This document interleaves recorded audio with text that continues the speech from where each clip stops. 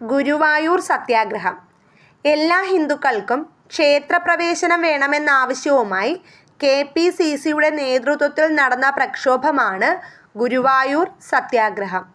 ഗുരുവായൂർ സത്യാഗ്രഹം ആരംഭിച്ചത് 1931 നവംബർ 1. ഗുരുവായൂർ സത്യാഗ്രഹത്തിന് നേതൃത്വം നൽകിയത് കേളപ്പൻ.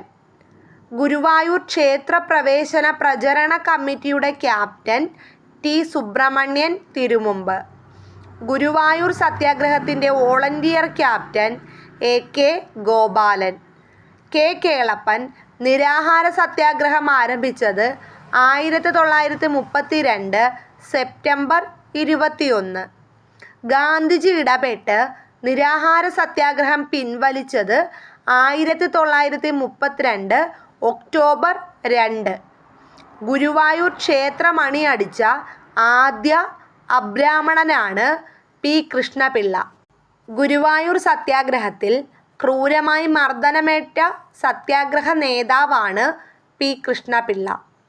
ഏത് ക്ഷേത്രപ്രവേശനവുമായി ബന്ധപ്പെട്ടാണ് ജനഹിത പരിശോധന നടത്തിയത്? ഗുരുവായൂർ. ഗുരുവായൂർ സത്യാഗ്രഹ കാലത്ത് ഗുരുവായൂർ ക്ഷേത്രം നിലനിന്നിരുന്ന താലൂക്ക് പൊന്നാനി താലൂക്ക്. കേരളത്തിലെ ആദ്യത്തെ മഹിളാ സമ്മേളനം നടക്കുന്നത് 1931. കോൺഗ്രസിൻ്റെ വടകര സമ്മേളനത്തിൻ്റെ ഭാഗമായാണ് സമ്മേളനം നടന്നത്. മഹിളാ സമ്മേളനത്തിന് നേതൃത്വം നൽകിയത് AV കുട്ടിമാളു അമ്മ, ആനി മസ്ക്രീൻ, അക്കമ്മ ചെറിയാൻ എന്നിവരാണ്.